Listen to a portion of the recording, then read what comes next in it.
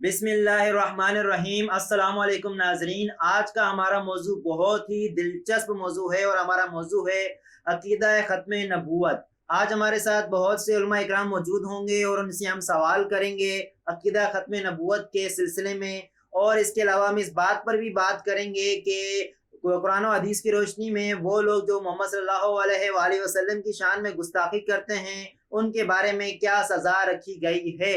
तो हमारे साथ मौजूद हैं सबसे पहले मौलाना अब्दुल अजीज साहब। इनसे हमारा सवाल है कि अकीदा ख़त्म नबूवत को कुरान और हदीस की रोशनी में किस तरह से पेश किया गया है, इस पर रोशनी डालेंगे मौलाना अब्दुल अजीज साहब।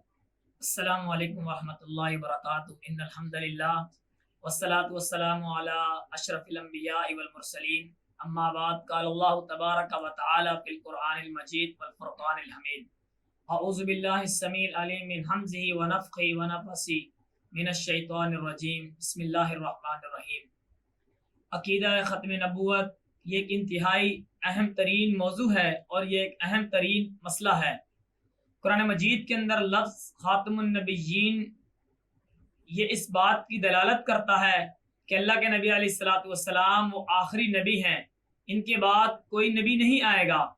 जिस तरह अकीदे तौहीद अल्लाह रब्बुल आलमीन को मानना, अल्लाह रब्बुल आलमीन की ज़ात को वहदानियत मानना है, जिस तरह हम अकीदे के अंदर अल्लाह रब्बुल आलमीन के साथ किसी को शरीक नहीं कर सकते, अल्लाह रब्बुल आलमीन को एक खुदा माना जाता है, इसी तरह अकीदा ख़त्म नबूवत पर ईमान लाना भी ये हमारे ईमान का एक हिस्सा है कि अल्लाह के नबी अलैहिस्सलातु वस्सलाम आखिरी पैगंबर हैं, इनके बाद कोई नबी नहीं और इन्हीं पर नबूवत का सिक्का ख़त्म कर दिया गया।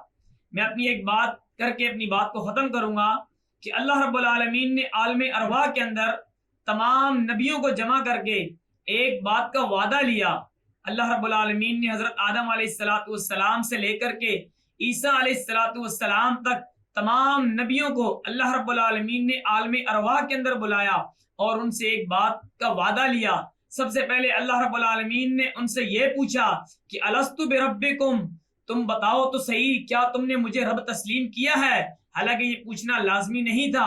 कुरान मजीद के अंदर ये आयात मौजूद हैं कि अल्लाह रब्बुल आलमीन ने सवाल किया कि अलस्तु बिरब्बिकुम, क्या तुम मुझे रब मानते हो या नहीं मानते? तो सब नबियों ने यक ज़बान होकर जवाब दिया कि कालू बला, हम आपको रब तस्लीम करते हैं, हम आपको अपना खुदा मानते हैं। फिर अल्लाह रब्बुल आलमीन ने उनसे एक और वादा लिया कि अगर तुम्हारे नबूवत के होते हुए, तुम्हारी नबूवत के चलते हुए, यानी तुम्हारी किताबों का निज़ाम चलते हुए अगर मेरा एक बंदा आ जाए तो तुमने क्या करना है, तुम उस वक्त क्या करोगे? अल्लाह रब्बुल आलमीन का बतलाने का मकसद ये था कि मेरा नबी, मेरा प्यारा महबूब नबी जनाब मोहम्मद रसूलुल्लाह सल्लल्लाहु अलैहि वसल्लम अगर वो आ जाएं तो तुम्हारी नबूवत खत्म हो जाएगी, तुम्हारी किताबों का निज़ाम नहीं चल सकता, यानी तुम्हारा निज़ाम सब खत्म हो जाएगा, सिर्फ उसी नबी का निज़ाम चलेगा, उसी की नबूवत चलेगी। तो सब नबियों ने इस बात पर भी यक ज़बां होकर के कहा, जी जी हमारे रब जी, हम आपकी बात पर मुत्तफिक हैं और रब की बात को कौन झुटला सकता है कि अगर तेरा बंदा वो आ जाए तो हमारी नबूवत का सिक्का खत्म हो जाएगा, हमारी किताबों का निज़ाम नहीं चलेगा। इसी बात पर मूसा अलैहिस्सलातु वस्सलाम और ईसा अलैहिस्सलातु वस्सलाम ने अल्लाह रब्बुल आलमीन से दुआ की कि अल्लाह वो कितना प्यारा और महबूब नबी होगा कि मैं दुआ करते हैं हम कि अल्लाह हमें उस नबी का उम्मती बना दे। अल्लाह रब्बुल आलमीन ने ईसा अलैहिस्सलातु वस्सलाम की दुआ को कबूल करते हुए उनको रब्बुल आलमीन ने जिंदा आसमान पर उठाया। क़यामत से कबल वो भी दुनिया में आएंगे और प्यारे पैगंबर अलैहिस्सलातु वस्सलाम की नबूवत को, अल्लाह के नबी अलैहिस्सलातु वस्सलाम के दीन को दुनिया के अंदर नाफिज करेंगे। आज अगर नबूवत के ऊपर कोई मसला है, अगर कोई प्यारे पैगंबर अलैहिस्सलातु वस्सलाम के बाद भी अगर कोई नबूवत का दावा करता है तो ये अल्लाह के नबी की हदीस है कि मेरे बाद भी 30 कज़्ज़ाब आएंगे, 30 झूठे आएंगे जो नबूवत का दावा तो करेंगे लेकिन वो झूठे हो जाएंगे, उनकी बातों को नहीं समझा जाएगा। लेकिन ये हमारे प्यारे नबी जनाब मोहम्मद रसूलुल्लाह सल्लल्लाहु अलैहि वसल्लम हैं। ये 1400 साल गुजरने के बाद भी कोई उन्हें झूठा साबित नहीं कर सका। एक अंग्रेज ने किताब के अंदर लिखा है, उसने 100 बंदों की फहरिस्त के अंदर सबसे पहली नंबर पर प्यारे पैगंबर अलैहिस्सलातु वस्सलाम को डाला है कि इससे प्यारा, इससे सच्चा کوئی شخص نہیں ہو سکتا۔ ہم یہ بات کہتے ہیں، یہ بات تو انگریز بھی ماننے کو تیار ہیں کہ اس جیسا سچا اور پیارا شخص کوئی دنیا کے اندر نہیں ہے۔ تو لہٰذا پیارے پیغمبر علیہ الصلوۃ والسلام کی نبوت پر ایمان رکھنا، جس طرح اللہ رب العالمین کی ذات پر ایمان رکھنا ہے، اسی طرح پیارے پیغمبر علیہ الصلوۃ والسلام کی ذات پر ایمان رکھنا یہ ہمارا ایک ایمانی حصہ ہے۔ اگر ہم اس پر عمل نہیں کریں گے، اگر آج ہم اس دور کے اندر جہاں نبوت کے کئی دعوے کیے جا رہے ہوں اور اللہ کے نبی علیہ الصلوۃ والسلام کی نبوت کے مسئلے ہوں، اگر ہم ان معاملات کو اجاگر نہیں کریں گے، اگر ہم لوگوں کو اس مسئلے سے واضح نہیں کریں گے، تو کل قیامت کے دن ہم بھی اللہ رب العالمین کے ہاں مجرم ہوں گے۔ یہ ہمارا فرض بنتا ہے کہ ہم اس مسئلے کو دنیا کے اندر تمام لوگوں کے اندر اجاگر کریں۔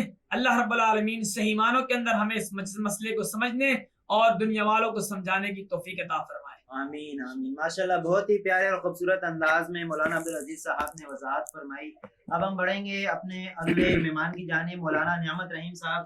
آپ یہ فرمائیے گا کہ عقیدہ ختم نبوت کی وضاحت کیجیے اور اس کے بارے میں بتائیے مزید کہ کیا کہا گیا ہے۔ السلام علیکم ورحمۃ اللہ وبرکاتہ۔ الحمد للہ وحدہ والصلاة والسلام علی من لا نبی بعدہ، اما بعد فاعوذ باللہ من الشیطان الرجیم، بسم اللہ الرحمن الرحیم۔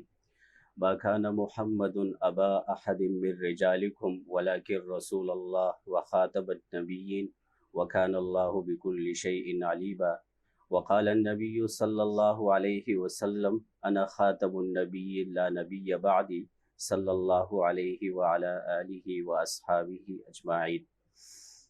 ختم نبوت کا عقیدہ اللہ تبارک و تعالیٰ نے انبیاء علیہ الصلاۃ والسلام کے سلسلے کو حضرت آدم علیہ الصلاۃ والسلام سے جاری فرمایا، اور اس کی انتہا محمد عربی صلی اللہ علیہ وسلم پر فرمائی۔ آپ آخری نبی ہے، آپ کے بعد کسی نبی نے نہیں آنا۔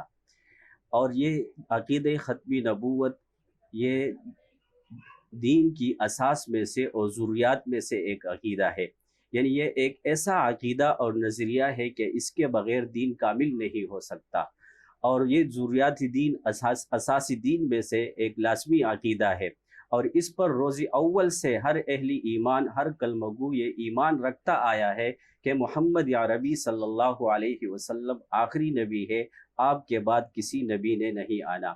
قرآن میں سینکڑوں آیات ہے، تقریباً 100 آیات کریمہ اور 200 متواتر احادیث سے یہ ثابت ہے، جس میں اللہ تبارک و تعالیٰ نے نبی اکرم صلی اللہ علیہ وسلم کو آخری نبی بیان فرمایا ہے۔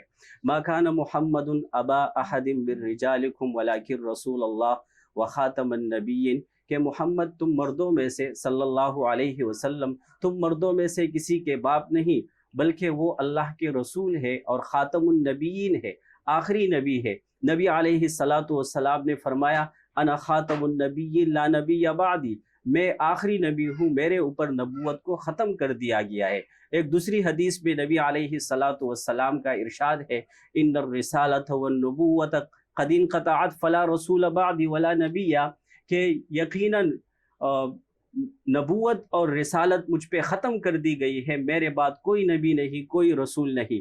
اور ایک موقع پہ آپ نے ارشاد فرمایا لو کان بعدی نبی لکان عمر ابن خطاب، اگر میرے بعد کوئی نبی ہوتا تو وہ عمر ابن خطاب ہوتے۔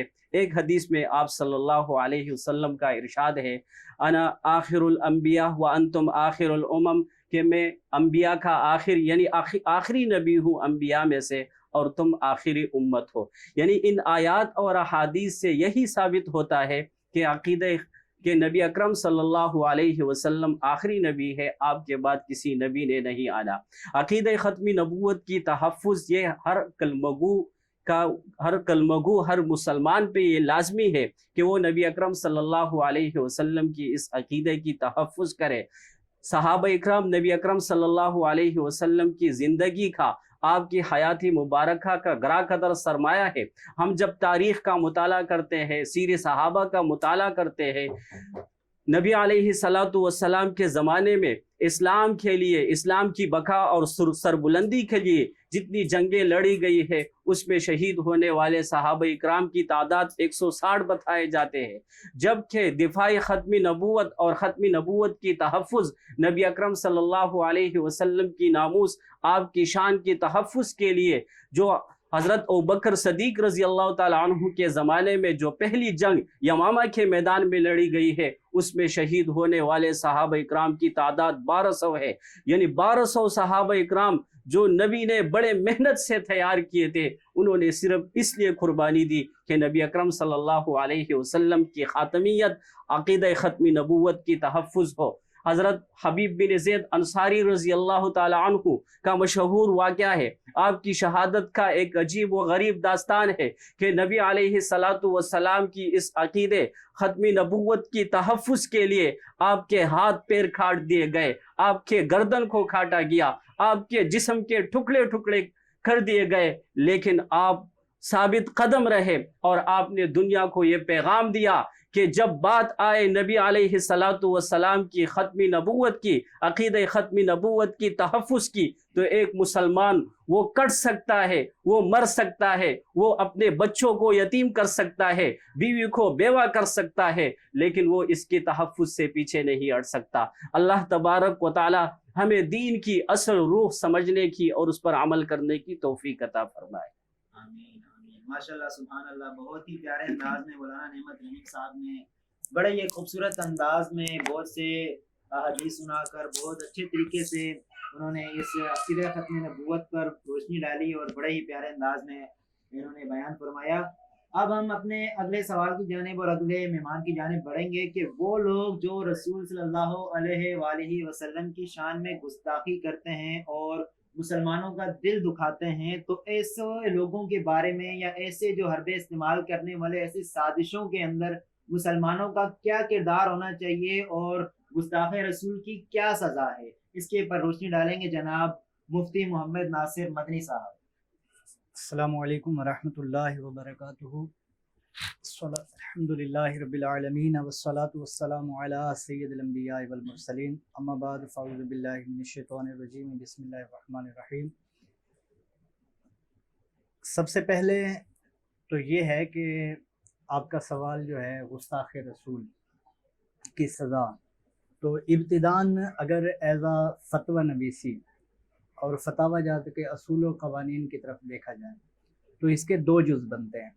پہلا جز یہ ہے کہ گستاخی کیا ہے، اور دوسرا جز یہ ہے کہ جب گستاخی ہو جائے یعنی واقع ہو جائے تو اب اس کی سزا کیا ہے۔ تو اولاً گستاخی کہتے کس کو ہیں؟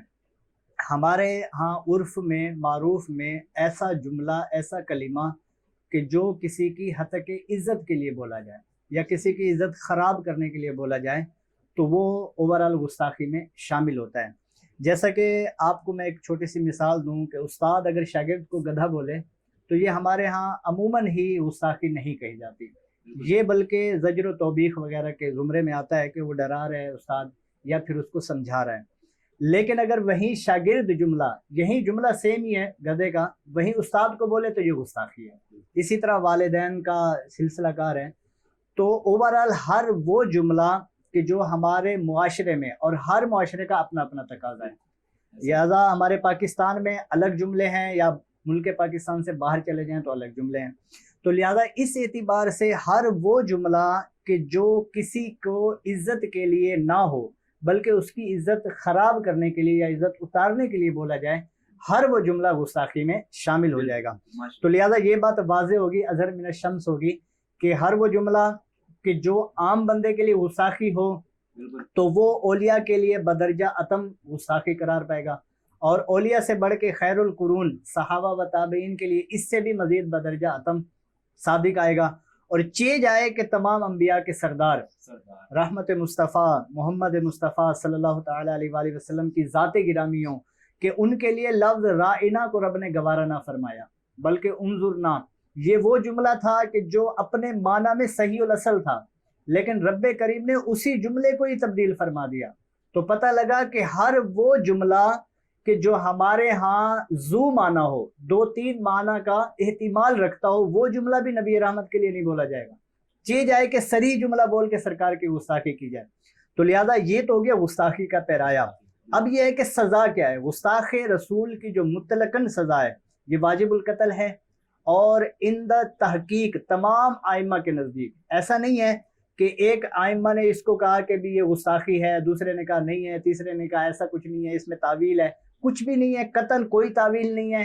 ایک جملہ جیسا کہ فقہا نے بھی لکھا، امام مالک کا قول بھی ہے، وہ مختصراً نقل کرتا ہوں. امام مالک سے کسی نے آ کے کہا کہ ایک شخص ہے وہ کہتا ہے میں پیغمبر ہوں، یہ جملہ صرف بولتا ہے میں پیغمبر ہوں، تو آپ نے فرمایا فقتلوہ، اس کو قتل کر دو.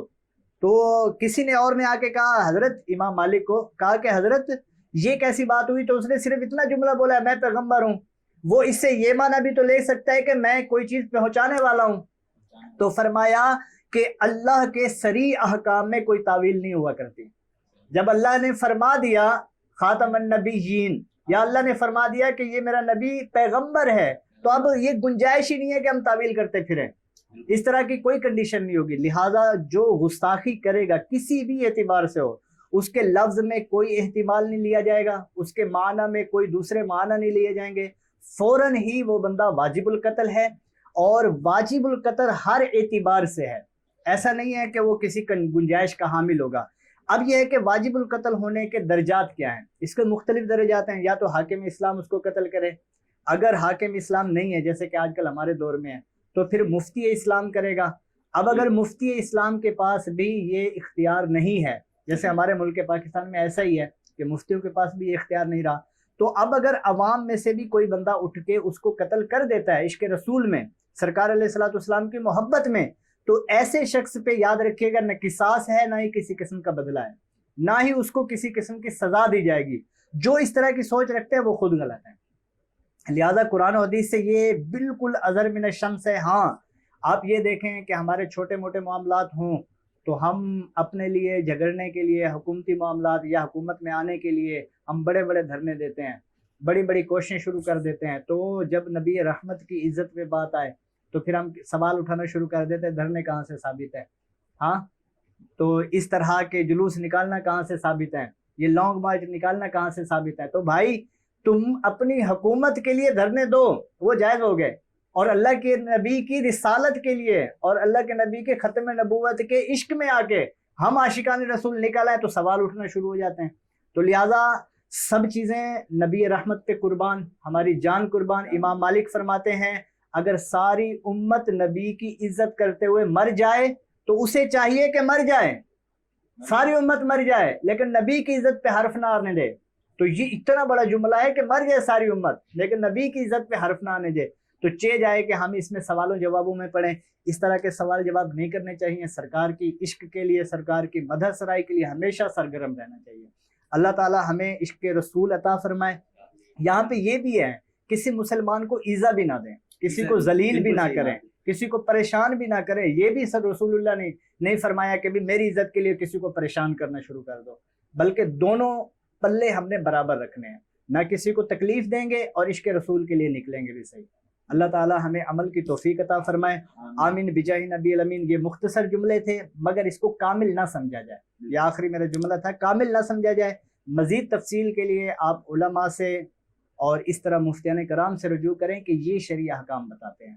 اللہ تعالی ہمیں عمل کی توفیق عطا فرمائے. آمین بجاہ نبی الامین صلی اللہ علیہ وسلم. ماشاءاللہ یہ ہمارے ساتھ موجود تھے مفتی محمد ناصر مدنی صاحب، جو کہ اپنے جذبات کا اظہار کر رہے تھے اور یہ بتا رہے تھے کہ قرآن و حدیث کی روشنی میں انہوں نے ہمیں بتایا کہ جو گستاخ رسول ہے اس کی کیا سزا ہے اور کیا طریقہ کار ہے. دیکھیں اسلام ہمارا ایک ایسا مذہب ہے جو ہمیں امن کا درس دیتا ہے، اور ایسا مذہب ہے جس کے اندر ایک اگر راہ سے ایک پتھر بھی اٹھایا اگر سائڈ پر رکھ دیا جائے تو اس میں بھی ہمیں نیکیاں دی جاتی ہیں. تو کسی کو تکلیف پہنچانے کا ذریعہ مذہب اسلام بن ہی نہیں سکتا. تمام تر چیزیں کو موجودہ حال میں مد نظر رکھتے ہوئے اور امن طریقے سے ہمیں ہر معاملے کے اوپر، ہر چیز کے اوپر اپنے نبی سے، اپنے رسول سے عشق اور محبت کا اظہار ضرور کرنا چاہیے، اور اس بات کا بھی خیال کرنا چاہیے کہ ہماری وجہ سے کسی دوسرے کو تکلیف نہ ہو، کیونکہ پوری دنیا اس بات کی گواہ ہے کہ جتنا حسن اخلاق مسلمانوں کا ہے شاید ہی کسی کا ہو. اسلام کو دیکھا جائے تو اس کی خوبصورتی ہی اسی میں ہے کہ حسن اخلاق پایا جاتا ہے اس مذہب میں. وہ اپنا برا چاہنے والوں کے ساتھ بھی ایک اچھا سلوک کرنے کی دعوت کو عام کرتا ہے۔ ہم تمام مسلمانوں کو یکجہتی کے ساتھ کفار کو ایک مضبوط پیغام دینا چاہیے اور انہیں بتانا چاہیے کہ مسلمان اس عقیدہ ختم نبوت پر ایک ہیں اور ہمیشہ ایک رہیں گے اور متحد رہیں گے، اور گستاخی کرنے والوں کے خلاف ہمیشہ نہ صرف آواز اٹھائیں گے بلکہ عملی اقدام بھی کر کے دکھائیں گے۔